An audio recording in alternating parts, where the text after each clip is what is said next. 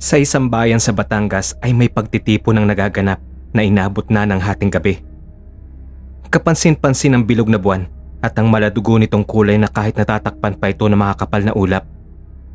Para bang nagbabadya ito na may malagim na mangyayari. Sa isang umpukan, dinig na dinig ang tawanan ng isang grupo. Sa tunog pa lang ng mga malulutong na tawa ng mga ito ay mahalata mong sinusulit talaga nila ang gabing iyon. Pero sa grupo na iyon, mapapansin mong may isa silang kasama na hindi mapalagay. Kita sa mukha nito na hindi maipinta. Panay din ang sulyap nito sa pambisig na orasan. Gusto na nitong umuwi dahil sa ina na may iniindang sakit. Kung hindi lang talaga kailangan ay hindi naman siya talaga pupunta sa party na iyon. Inimbitahan siya ng pinsan niyang si Dave. Sabi kasi nito, may mga dadalo din dito na maaari niya maging kliyente. May private nurse naman at mga kasambay naman sila pero wala siyang tiwala sa pag-aalaga ng mga ito na ibinibigay sa mama niya. Siya si Miko, isang binatang hinahangaan ng lahat ng babae dahil sa angkin nitong pisikal na katangian. Mga dalaga, may asawa, kahit nga binabae ay nahuhumaling sa kanya. Si Miko ay isang architect at siya ang nagdisenyo ng bahay ng kasalukuyang pinagdadausan ng pagtitipon na yon. Pero lingid sa kaalaman ng binata, sa gabi na rin na yon, may magaganap na hindi inaasahang pangyayari na siyang magbabago sa kanyang buhay.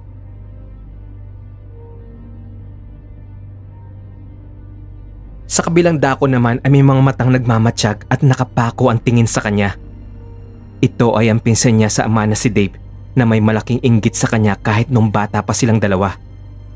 Di kasi naranasan ni Dave ang nararanasan ni Miko na pagkaguluhan ng mga babae. Kahit pa sabihin na mayaman at magandang lalaki din ito, ay olats at wala pa rin siyang binatbat kay Miko pagdating sa babae. Walang ka-effort nitong naaakit ang mga babae sa forma at pananalita nito. Pag pinagsama nga sila sa isang kwarto, nababaliwala siya. Kaya naman pinaganda niya talaga ang gabing iyon para gawin ang matagal na niyang pinaplano kay Miko. Tumingin si Dave sa pambisig niyang relo. Ilang minuto na lang ang nalalabi at maisasagawa na niya ang plano sa pinsang si Miko. Nagtungo ito kung saan nakapwesto ang pinsan, tapos nilapitan ito para kumustahin at makipagkwentuhan. Napapasarap ang usapan ng dalawa. Nang palihim na inilagay ni Dave sa baso ni Miko ang isang animoy perlas na kulay itim na kasing laki ng holen. Hindi napansin iyon ng binata, kaya nanlagukin niya ang nasa baso. Nasamid siya, nasa pupa niya ang dibdib. Kunwaring tinanong pa siya ni Dave kung ayos lang ito, pero sa loob-loob niya ay tagumpay ang unang parte ng plano niya. Sumagot naman si Miko na ayos lang siya. Baka lang daw na sobra na siya sa iniinom. Kaya nagpaalam na rin siya na mauuna na siyang umuwi dahil nag-aalala na rin siya sa mama niya. Nangako kasi siya dito na uuwi siya ng maaga. Habang nasa daan na si Miko at lula ng kanyang minamanehong kotse, ay bigla siyang napatingin sa buwan. Bilog na bilog pa rin ito na parang dumudugo sa kapulahan. Hindi niya namamalayan na nakatitig na siya sa buwan. Bighaning-bighani sa kagandahan nito, para siyang hinihipnotismo. Nakaramdam siya ng kakaibang init na parang sumisingaw sa kanyang katawan. Hindi niya maipaliwanag kung ano bang nangyayari ng mga oras na iyon. Unang beses niya lang iyong naramdaman sa buong buhay niya. Itinodo na nga niya ang bukas ng aircon sa kotse niya, pero para pa rin siyang ginagatungan ng malakas na apoy. Hindi pa siya nakontento. Kaya binuksan niya din ang bintana ng kotse niya para makapasok ang hangin. Pero ganun pa rin ang nararamdaman niya. Kaya naisip na bilisan ang pagmamaneho para makarating kagad siya sa bahay nila at makahanap ng iba pang solusyon para makatulong sa kasalukuyang nararamdaman niya. Pagkarating sa bahay, pagkaparada pa lang ng kotse niya, dumiretso siya kagad sa kwarto. Nagmadaling pumunta sa banyo upang ibsan ang init na nararamdaman. Nagbabad siya sa bathtub na hindi na nga niya natanggal ang mga suot kahit ang balat na sapatos niya. Nakaramdam naman siya ng konting kaginhawahan. Habang nakahiga siya sa bathtub, Naisip niya na baka dahil sa mga nainom niyang alak sa party kaya nakaramdam siya ng ganon. Lumipas pa ang ilang minuto. Nakaramdam na siya ng antok. Unti-unti nang pumikit ang mga mata niya. Noong una'y pinaglalabanan pa niya dahil inaalala niya ang mama niya. Pero hindi na niya kinaya pa kaya nakatulog na siya sa bathtub. Kinabukasan, nagising si Miko sa kama niya na parang walang nangyari. Nakapantulog na siya na t-shirt na puti at blue na boxer short. Na hindi nga niya naalala kung ano bang nangyari nang nakaraang gabi. Habang nakatitig sa salamin, pilit niyang inaalala pero wala talagang pumapasok sa isip niya. Kinibit balikat na lang niya iyon, lalo pat narinig niya ang malakas na pag-atungal ng tiyan niya dahil sa gutom. Gumayak na siya sa pagbaba na hindi na nga niya nagawa ang mga routine niya tuwing umaga dahil sa matinding gutom. Sakto naman na pagbaba niya, nakapaghanda na mga kasambahay ng almusal. Kaya ang gagawin na lang niya ay uupo at kakain. Habang umuupo, kinumusta niya ang mama niya. Sumagot naman ang private nurse nito na maayos ang naging lagay ng mama niya kahit nang nakaraang gabi. Kinumusta lang daw siya nito dahil nangako siya na pupuntahan niya bago matulog. Pero parang nakalimutan niya.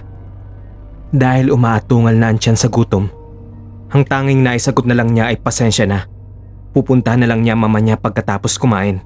Natakam na kasi siya sa mga hinain na kasambahay nila. Kaya agad na siyang sumandok ng mainit na fried rice at isang hita ng fried chicken. Sumubo siya ng isang kutsarang fried rice at kumagat sa fried chicken. Wala pang isang minuto niyang ninunguya at nilunok ang pagkain. Naramdaman niya na parang babaliktad ang sikmura niya. Ramdam niya din na para bang gustong kumawala ng nilunok niyang pagkain sa tiyan. Kaya napatayo siya sa inuupuan at tumakbo sa CR. Hindi naman siya nagtaka ng mga oras na yon. Naisip niya na baka nabigla lang ang tiyan niya. Gutom na gutom siya tapos biglang kain kaya nagkarambola ito. Nagpalipas muna siya ng 30 minuto sa sala bago bumalik sa pagkainan. Sumubok uli siyang kumain pero ganun ulit ang nangyari. Doon na siya napatanong kung ano bang nangyayari sa kanya. Nang mga oras din na yon, nakaramdam ulit siya ng matinding gutom. Pero alam niyang hindi sa pagkaing nasa harapan niya ang nararamdaman niyang gutom. May ibang hinahanap ang sikmura niya. Kasabay pa nun ng matinding uhaw na kahit nakailang pitsil na siya ng malamig na tubig ay hindi ito mapawi-pawi. Sakto naman na palapit ang isa sa kasambahay niya na nag-aalala sa nangyayari sa kanya. Panay pa ang tanong nito kung ayos lang ba siya pero parang nag-slow mo ang bibig nito. At hindi na niya maintindihan pa kung ano mga sinasabi nito.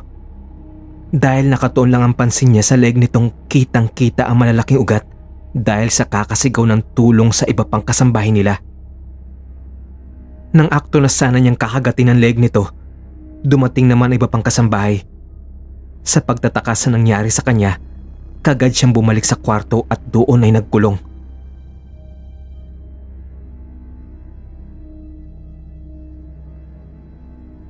Dumaan ang mga araw, maraming nakapansin sa kakaibang pagbabago ni Miko. Palagi na itong nakakulong sa kwarto niya. Napakabugnutin at iritable sa bawat pagkakamali ng mga kasambahay nito. Sa totoo lang, pati siya ay naninibago na sa sarili niya. Lingid sa kaalaman ni Miko, minamatyagan siya ng pinsan niyang si Dave mula sa malayo. Konting oras na lang pinsan, lalabas na ang bagong ikaw.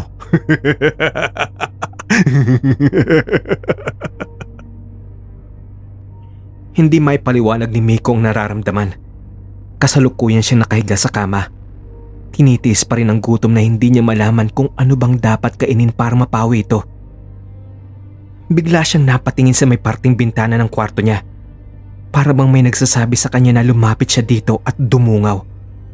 Hindi niya namamalayan na nakatayo na siya at nasa harapan na siya ng bintana niya. Habang nasa harap siya ng bintana, napansin niyang bilog na naman ito. Pero hindi na ito kulay dugo. Tumitig si Miko sa buwan at doon ay nakaramdam siya ng kapayapaan. Biglang nawala ang nararamdaman niyang pagkauhaw at gutom sa isang bagay na hindi niya malaman. Hindi niya namalaya na ilang oras na pala siyang nakatayo sa may bintana niya.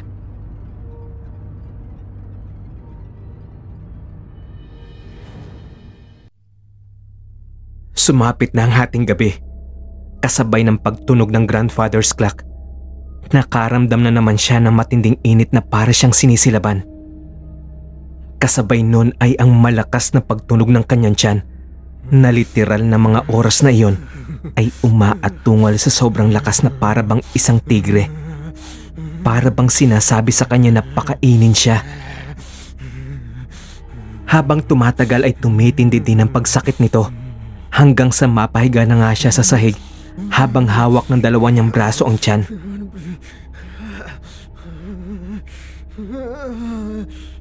Habang namimilipit dahil sa sobrang sakit ng nararamdaman, narinig niya na parang nag-iba ang boses niya.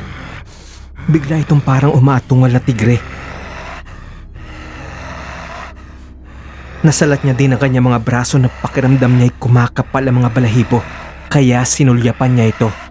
Laking gulat niya din na pati ang kuko niya ay humaba na parang kuko ng mga tigre. Kumapal din ang balahibo niya sa buong katawan.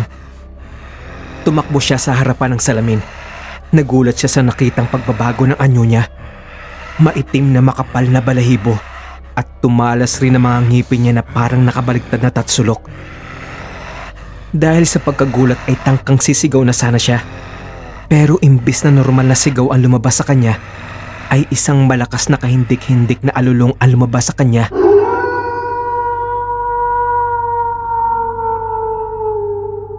Dahil sa sinag ng buwan ay hindi na niya napigilang tumalon sa bintana. Nagtatakbo sa labas at hindi mapigilan ang nararamdaman na kakaibang gutom at uhaw na hindi mapawi. Sa kakatakbo niya ay nakarating siya sa gubat. Doon ay may nakita siyang matabang usa na kumakain ng damo. Agad niya itong sinunggaban at walang kagatol-gatol na kinagat sa leeg. Hinigop ang dugo na siyang dumadaloy sa katawan nito. Doon niya lang naramdaman ang pagpawi ng uhaw na labis niyang nararamdaman nung mga nagdaang gabi. Pagkatapos niyang higupin ang dugo ng matabang usa, ay nilantakan naman niya ito. Halos maubos niya ang mga laman loob nito. Umuwi na siya pagkatapos niya kumain ng gabi na yon. Dumaan ulit siya sa bintana kung saan siya tumalon kanina. Dahil na rin sa matinding pagod ay madali siyang nakatulog.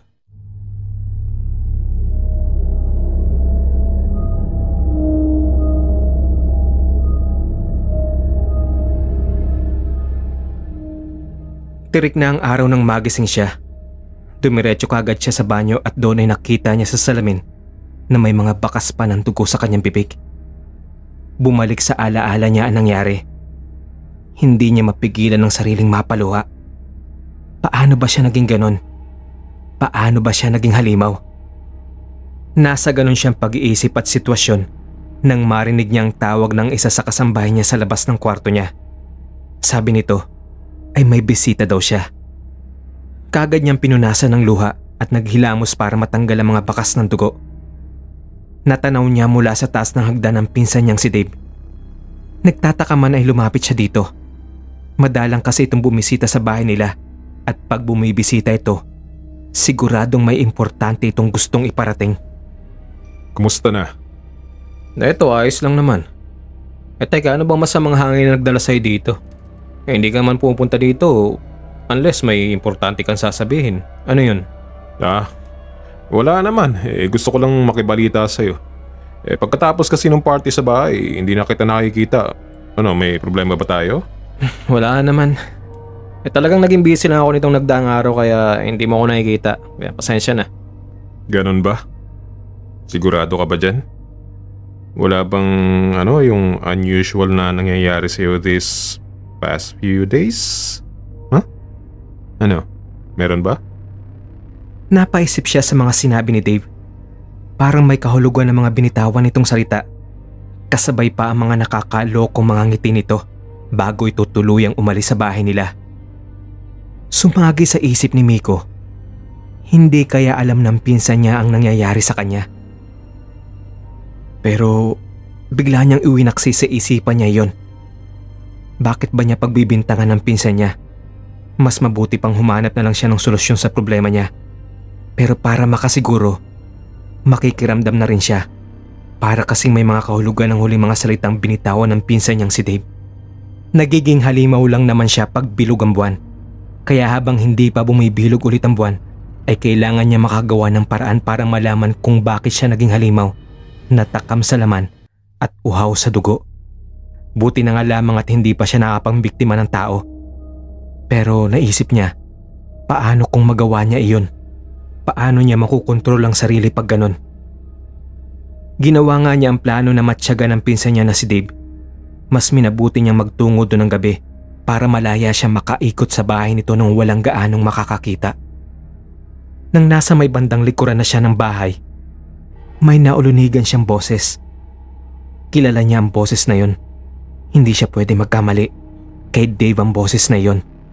Rinig niya sa boses nito ang saya na para bang tuwang-tuwa sa planong nagtagumpay. May kausap ito sa telepono. Tagumpay ang plano. Isa na si Miko sa atin. Di ba sabi ko naman sa'yo, akong bahala. At sa susunod pa na pagbilog ng buwan, makakasama na natin siya at makikilala niyo na siya. Ano? Teka. Bakit hindi nyo kaagad sinabi sa akin yan? Pinanan nyo ba to? Pinagkaisahan nyo ako. Sa simula't simula alam nyo ito, pero wala kayo sinabi sa akin. Ito masasabi ko, ito sasabihin ko sa inyo paulit-ulit. Ako ang nag-iisang takapagmana dito. Walang iba. Pero sige, kung yan ang gusto ng pinuno sa simula't simula pa lang, gagawin ko. Pero itong sinasabi ko sa inyo, sinusiguro ko sa inyo, ako ang mananalo sa aming dalawa. Dahil sa narinig, nagpuyo sa galit si Miko. Hindi siya makapaniwala na magagawa sa kanya iyon ni Dave na pinsan niya. Walang hiya ka, Dave! Ikaw palang gumawa nito sa akin! Ano bang kasalanan ko sa ginawa mo sa akin to, ha? Laking gulat naman ni Dave nang biglang may bumasag ng bintanang salamin sa may bandang likuran niya. Kitang-kita pa niya ang dugo ang kamao ni Miko dahil sa pagkakasuntok nito sa bintana. Anong ginagawa mo dito, Miko? Anong ginawa mo sa akin? Bakit mo ako ginawang halimaw kagaya mo? Wala ka na magagawa, Miko. Isa ka na sa amin. Gaya mo na rin akong isang halimaw na uhaw sa dugot laman ng tao. Hayop ka! Hindi mo ako mahiging kagaya, Dave.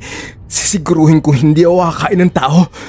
At kung gugustuhin ko mang kumain, ikaw ang unahin kung walang hiya ka. Tumigil ka na!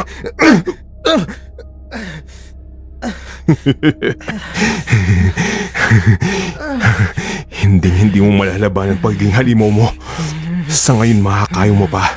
Pero habang tumatagal, ito sinasabi ko sa iyo, Miko, titindi ang guto mo.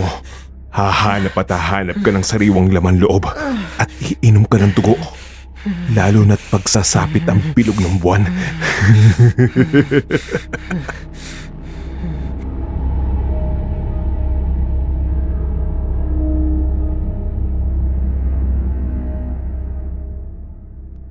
Sumapit na naman ang pagbilog ng buwan. Nagsisimula na namang makaramdam ng kakaibang uhaw at gutom si Miko, gaya ng naramdaman niya nung unang makaramdam siya nito. Lumabas siya ng bahay habang namimilipit sa sakit ng nararamdaman. Nang nasa labas na siya, nakita niya sa di kalayuan na nakatayo si Dave. Nang akmang lalapitan niya ito ay naglakad ito papalayo sa kanya. Pero napansin niya na lumilingon-lingon ito sa kanya na para bang sinisigurado nito na sumusunod siya. Alam niyang may binabalak na naman si Dave, pero ang tumatakbo sa isip niya nun, iyon na siguro ang tamang oras para magtuos sila. Kakasunod niya kay Dave, nakarating sila sa isang abandonadong building. Pumasok si Dave doon kaya sumunod siya.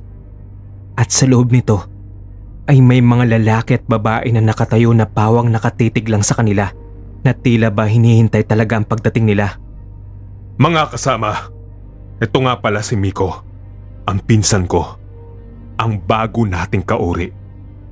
Mamaya sa pagbilog muli ng buwan ay tuluyan na magiging kompleto ang kanyang pagbabago.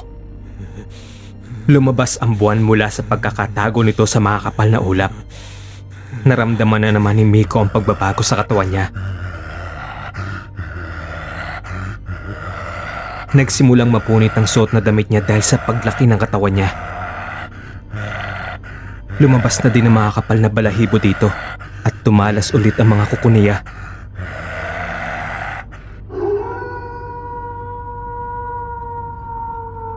Umalulong din siya gaya ng isang lobo. Pero sa oras na iyon, alulong iyon na nangahamon ng laban. Walang kahirap-hirap nagbago ng anyo ang mga tao sa paligid niya. Halatang sanay na mga ito.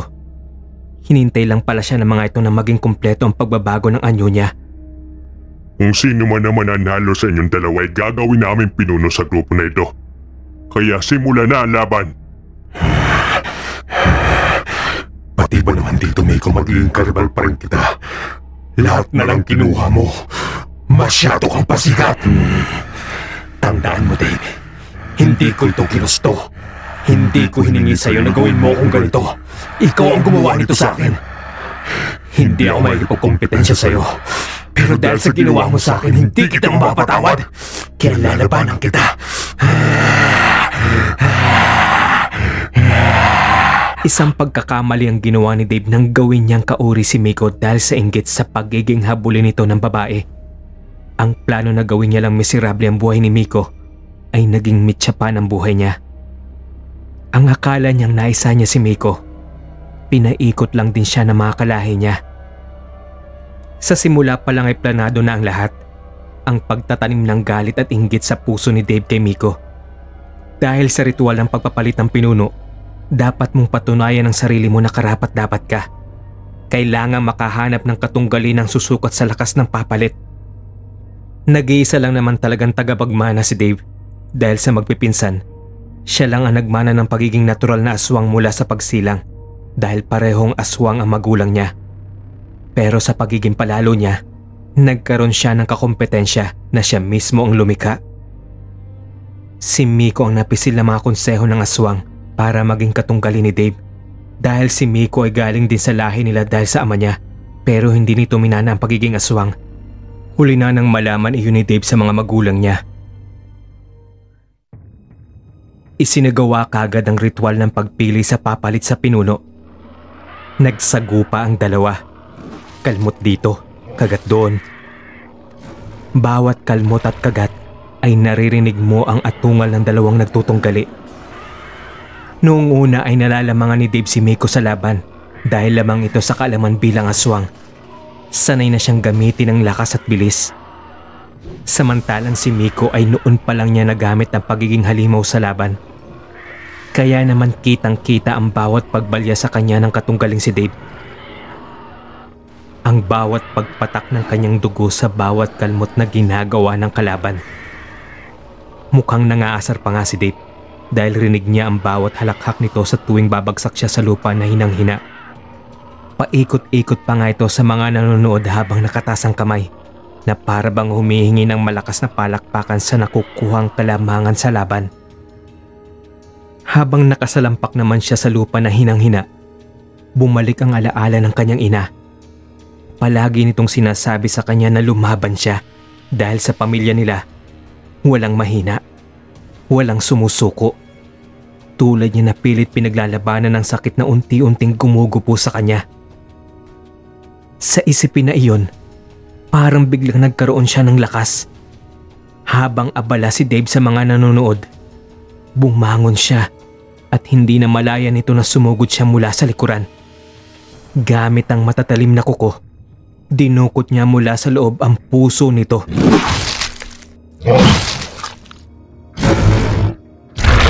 Tumagos mula sa likuran papuntang harapan ng kamay niya na hawak pa ang puso ni Dave na nung oras na iyon ay tumitibok-tibok pa. Nang hugutin niya ang kamay niya, siya namang bagsak ng katawan ni Dave sa lupa. Tinitigan pa niya ang wala ng buhay na katawan nito. Pagkatapos ay ibinaling ang tingin sa puso nito na nasa palad niya. Itinaas niya ito sa ere bilang pagbibigay senyalis na siya ang nagtagumpay. Tapos noon ay kinain niya ito bilang pagtatapos ng laban. Di ba sinabi ko naman sa'yo, Dave? Pag ako naging kagaya mo, ikaw ang uunahin ko. Hindi magkamayaw sa pagsigaw ang mga kauri nila sa nasaksihang laban. Nagtagumpay nga si Miko. Siya na ang bagong pinuno ng mga aswang. Lumapit ang isa sa konseho at isinabit nito ang kwintas na parabang diamanting itim na simbolo ng pagiging pinuno niya. Pinalibutan siya ng mga bago niyang pamumunuan. Lumuhod ang mga ito sa kanya, hudyat ng pagbibigay galang. Hindi naman talaga niya gustong maging pinuno ng mga aswang. Pero sa pagsasaliksik na ginawa niya, ang pagiging aswang ay maaaring magpagaling na may mga malulubhang sakit. Kapalit nga lang nito ay ang pagtalikod sa pagiging tao mo. Pinilit niyang ipanalo ang laban sa pagitan nila ni Dave. Gagawin niya ang lahat, kahit baguhin pa niya ang pagkatao nilang mag-ina, para mabuhay at makasama pa niya na matagal ang pinakamamahal niyang ina.